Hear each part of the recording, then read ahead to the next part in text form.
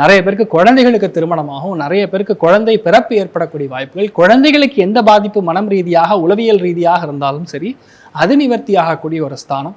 நிறைய பேருக்கு வெளியூர் போகக்கூடிய ஸ்தானம், நிறைய பேருக்கு வண்டி வாகன யோகம். பாக்யஸ்தானத்துக்கு குரு பார்வை கிடைக்கும் போது மோரிஸ் கேரேஜ் வாங்குவீங்க, எம்ஜி ஹெக்டார் வாங்குவீங்க. ஏன் அதை சொல்றேன்னா அந்த கிரகங்கள் அந்த முண்டேன் அஸ்ட்ராலஜி பிரகாரம் அப்படி கனெக்ட் ஆகுது. நிறைய பேர் வெளியூர் சம்மந்தப்பட்ட ஒரு வெஹிக்கிள் வாங்குறது, நிறைய பேர் இடம் வைக்க முடியல, வீடு வைக்க முடியல அப்படின்னு இருக்கக்கூடிய நிலைமைகள்ல இடம் வீடு வைக்கக்கூடிய பிராப்தம், அதனால வரக்கூடிய பெனிஃபிட்ஸ் உங்களுக்கு ஏராளம்.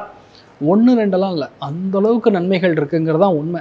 ரிஷபத்தை பொறுத்த வரைக்கும் கடந்த 2 ஆண்டுகளாக உங்கள் லைஃப்பில் பார்த்தீங்கன்னா ஒன்று உங்களுக்கு ஹெல்த் பிரச்சனை, இல்லையா உங்கள் குடும்பத்தில் இருக்கிறவங்களுக்கு ஹெல்த் பிரச்சனை, மன வாழ்க்கையில் சிறு சிறு சிக்கல்கள், மன வாழ்க்கையில் இதெல்லாம் தேவையே இல்லை, இவ்வளோ செலவு பண்ணணும். ஏன்னா கேந்திர ஆதிபத்திய தோஷத்தில் உட்காந்துருக்கும் போது குடும்பத்தை கெடுக்கும், அதுதான் உங்களுக்கு நடந்திருக்கும். இப்போ 3ஆம் இடம் உபஜயஸ்தானத்துக்கு பொதுவாக கேட்டால் குரு மறைஞ்செடுத்து உங்கள் வாழ்க்கை கோவிந்தா அப்படிலாம் கிடையவே கிடையாது. குரு 3ஆம் இடத்துல உச்சஸ்தானம் அடையும் பொழுது தான் நல்ல பேர் வாங்க முடியும், கௌரவம் வாங்க முடியும். ஃபோனில் ஒரு மேட்ரு சொன்னால் 10 பேர் செய்து முடிக்கிற அளவுக்கு அந்த தெம்பு தைரியமும் வரும்.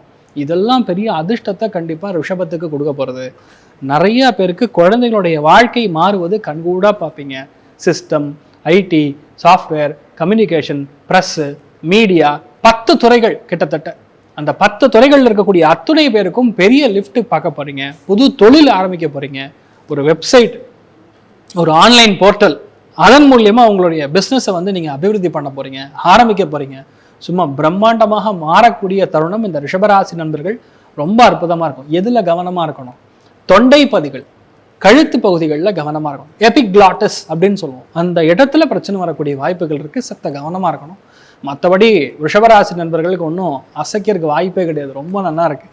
அதில் மெயினாக சந்தோஷத்தின் ரீதியாக பார்க்கும்போது ஆல்மோஸ்ட் 75% இருக்குது. பொருளாதாரத்தின் ரீதியாக 80% இருக்கிறது. நீங்கள் நல்லா இருப்பீங்க. ரிஷபராசி நேயர்களை பற்றி பேசுங்கன்னா பேசிக்கிட்டே அவங்களுக்கு ஏதாவது பரிகாரம் இருக்கா? சின்ன சின்ன குறைகள் இருக்கு. சிம்பிள், கணபதி போய் பாட்டு வந்தால் போகும். நம்ம விநாயகர் சுவாமியை போய் பாட்டு வந்தால், விநாயகருக்கு ஒன்றும் இல்லைங்க, 9 தடவை சுற்றி ஜம்முன்னு ஒரு அருகம்புல் மாலையை கொண்டு போய் போட்டு 2 அருகம்புல்லை நீங்கள் பிச்சு கொண்டு வீட்டில் வச்சுக்கணும். ஒரு வாரம் மறுபடியும் ரிப்பீட் த சேம்.